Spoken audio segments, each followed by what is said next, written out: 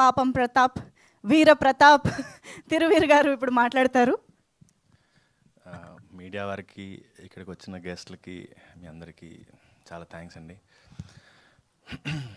రామోజీరావు గారి video play అవ్వగానే నాకు ఒకటి చెప్పాలనిపించింది. ఏంటంటే, నాకు సినిమాలు అనేవి తెలిసింది త్రూ ఈటీవీ. చిన్నప్పుడు 9:30కో 9కో సినిమాలు వేసేవాళ్ళు.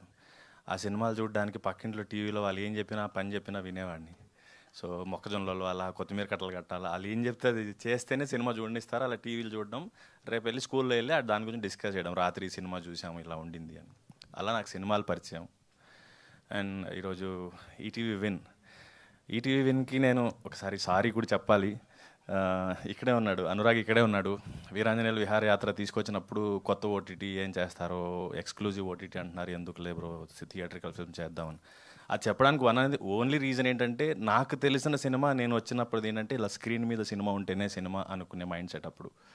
సో అలా నేను అనురాగ్తో అప్పుడు వీరాంజనేయులు చేయలేకపోయాను. ఈరోజు నా లైనప్ చూసుకుంటూ ఉంటే, నా నెక్స్ట్ సినిమా ఈటీవీ విన్ నుంచి వస్తోంది, ధైర్యంగా ఉండొచ్చు.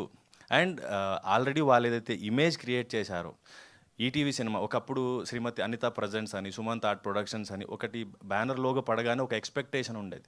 అలాగా ఈటీవీ విన్ ఎమర్జ్ అయింది. And hats off, inspiring journey లాగా అనిపిస్తుంది షార్ట్ పీరియడ్లోనే.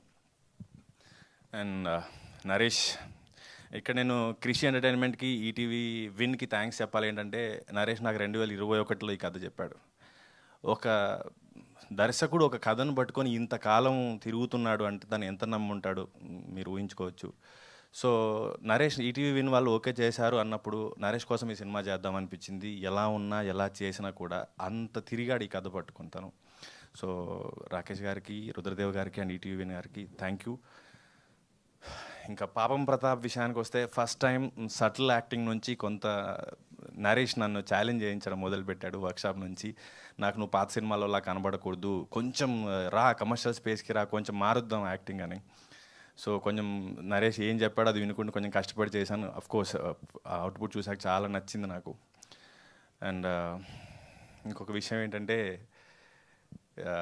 మీరు ఆన్ స్క్రీన్ ప్రతాప్ని, బుజ్జమ్మని చూడబోతున్నారు. ఆఫ్ స్క్రీన్ తిరువీర్ అండ్ ఆడియన్స్ని నేను చూద్దాం అనుకుంటున్నాను.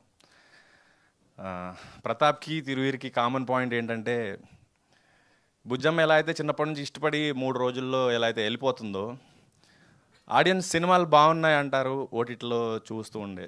సో ఈసారి అది బ్రేక్ అవ్వాలని కోరుకుంటున్నాను. నా సినిమాలు థియేటర్లో కూడా డబ్బులు చేస్తాయి, తిరువీర్ సినిమాలు థియేటర్లో కలెక్షన్స్ వస్తాయనేలాగా ఇది ప్రూవ్ చేస్తుంది అనుకుంటున్నాను.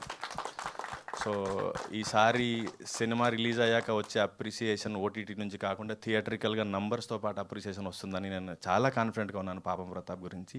అండ్ రాధాకృష్ణన్ సార్ కోటిలో 100 రూపాయలకి రేడియో కొనుక్కొచ్చుకొని ఆనంద్ పాటలు ఎప్పుడు వస్తాయని ఎదురు చూసేవాడిని. అండ్ థ్యాంక్ యూ, మంచి సాంగ్స్ ఇచ్చారు.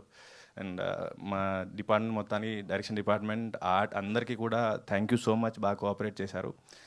April 17th మీకు యాక్చువల్గా మీరు చూసిన టీజర్ ఏదైతే ఉందో, ఇందులో more than Pratap and Bujjamma, నేను ఎంజాయ్ చేసింది ప్రతాప్ అండ్ వాళ్ళ నాన్న. ఈ సినిమా చేస్తున్నప్పుడు చాలాసార్లు మా నాన్న గుర్తొచ్చాడు నాకు. మా నాన్న ఉంటే ఇలాగే సపోర్ట్ చేసేవాడేమో, ఇలాగే గద్దించేవాడేమో అని. మీరు ఎంత నవ్వుతారో అంత ఏడుస్తారు. ఈ సినిమా కంప్లీట్ మీ ఫ్యామిలీ మొత్తం కూర్చుని చిన్నపిల్లలతో సహా తీసుకెళ్ళి చూసే సినిమా. ఎక్కడ అసభ్యకరంగా కానీ అభ్యంతరకరంగానే ఉండదు.